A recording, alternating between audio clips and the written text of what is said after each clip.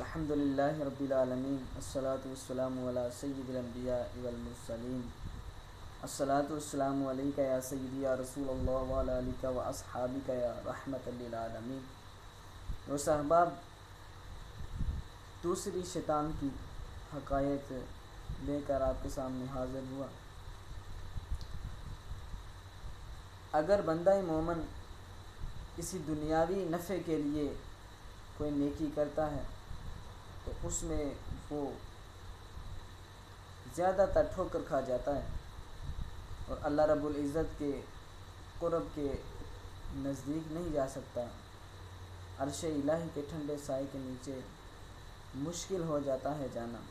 اور اگر خالص اللہ رب العزت کی رضا کے لیے کوئی نیکی کرتا ہے تو اللہ رب العزت اس کو یقیناً اس کا انعام بھی دیتا ہے۔ ایک دفعہ بنی اسرائیل میں ایک شخص تھا جو بہت عبادت گزار تھا، تو وہاں پہ ایک درخت تھا جس کی لوگ عبادت کیا کرتے تھے، اس کو پوجتے تھے، اس کی عبادت کرتے تھے، اس کو سجدے کرتے تھے۔ اس کو وہ اللہ کا نیک بندہ تھا، اس کو جب پتہ چلا کہ لوگ اس کو جو ہے اس کی عبادت کرتے ہیں، شرک کرتے ہیں، اللہ تعالیٰ تو ایک ہے، اس کی عبادت کرنی چاہیے۔ اس کو جب پتہ چلا تو اس نے کہا کہ میں اس کو کاٹوں گا۔ کلہاڑا اس نے لے لیا، کندھے پہ رکھا اور چل پڑا۔ جب کاٹنے کے لیے جا رہا تو رستے میں ایک انسان آیا اور کہنے لگا کہ کہاں جا رہے ہو؟ اس نے کہا کہ میں وہ درخت کاٹنے جا رہا ہوں۔ اس نے کہا کیوں کاٹو گے؟ اس نے کہا میں اس لیے کاٹوں گا کہ لوگ اس کی عبادت کرتے ہیں، تو عبادت تو صرف اللہ رب العزت کی کرنی چاہیے، تو وہ درخت کی عبادت کر رہے ہیں، لہٰذا میں اسے کاٹوں گا۔ اس نے کہا کہ میں تو نہیں کاٹنے دوں گا۔ اس نے کہا پہلے تو میں تمہیں ماروں گا پھر اس کو کاٹوں گا۔ دونوں گتھم گتھا ہوئے تو اس نے اللہ کے نیک بندے نے پکڑ کے اس بندے کو نیچے پھینکا اور غصے سے اس کے اوپر چڑھ کے بیٹھ گیا۔ اس نے کہا پہلے میں تمہیں ماروں گا پھر میں جا کے درخت کو کاٹوں گا۔ اس نے کہا مجھے نہ مار، میری بات سن، ایسا کر کہ اگر تو مجھے چھوڑ دے گا تو میں تجھے ایک نفع کی بات بتاؤں گا۔ اس نے کہا کون سا نفع، کون سی بات؟ اس نے کہا کہ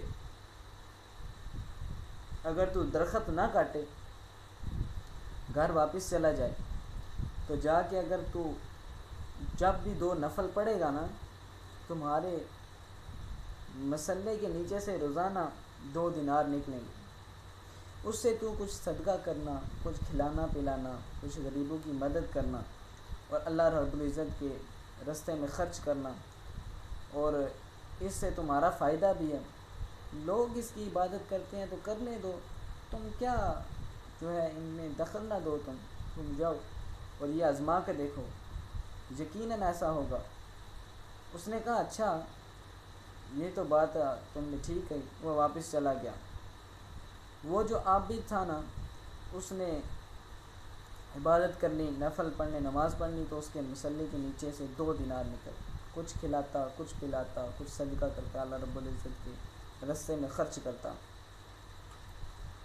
کوئی 8-9 دن ایسا ہوا تو 10ویں دن جو ہے اس نے جب مسلہ اٹھایا تو اس میں کچھ نہیں تھا۔ اب وہ پھر اس نے کلہاڑا اپنے کندھے پہ رکھا اور چل پڑا۔ اس نے کہا میں درخت کاٹوں گا۔ اب پھر وہی بندہ ملا، اس نے کہا کدھر؟ اس نے کہا میں درخت کاٹنے دوں گا۔ اس نے کہا کہ میں نہیں کاٹنے دوں گا۔ اس نے کہا اچھا تو نہیں کاٹنے دے گا؟ وہ پھر گتھم گتھا ہوئے۔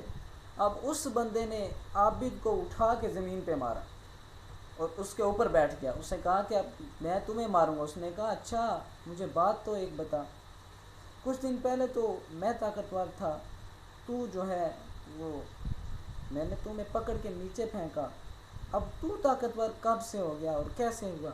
اس نے کہا کہ پہلے تو آیا تھا اللہ رب العزت کی رضا کے لیے درخت کاٹنے، تو اس وقت تمہارے پاس اتنی زیادہ طاقت تھی کہ میں تمہارے ساتھ نہیں لڑ سکتا تھا، میں شیطان ہوں، اور اب تمہیں 2 دینار نہیں ملے، دنیا داری کے لیے تو آیا، تو اس لیے اب میری طاقت زیادہ ہوگی۔ دو صحابہ، انسان جب خالص اللہ رب العزت کی رضا کے لیے نیکی کرتا ہے تو اللہ رب العزت بھی اسے اتنا ہی زیادہ نوازتا ہے، اور اگر انسان دنیا کی لالچ میں، دنیا کی عیش و عشرت کے پیچھے چل کے جو ہے وہ اپنی زندگی برباد کرتا ہے، اس کے لیے آخرت میں کامیاب ہونا اس کے لیے ناکامی کا سبب بن جاتا ہے۔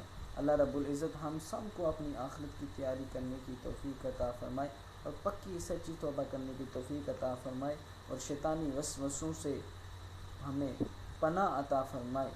اللہ رب العزت سے یہ دعا ہے کہ ہم سب کو ہمیشہ صراط مستقیم پر چلنے کی توفیق عطا فرمائے۔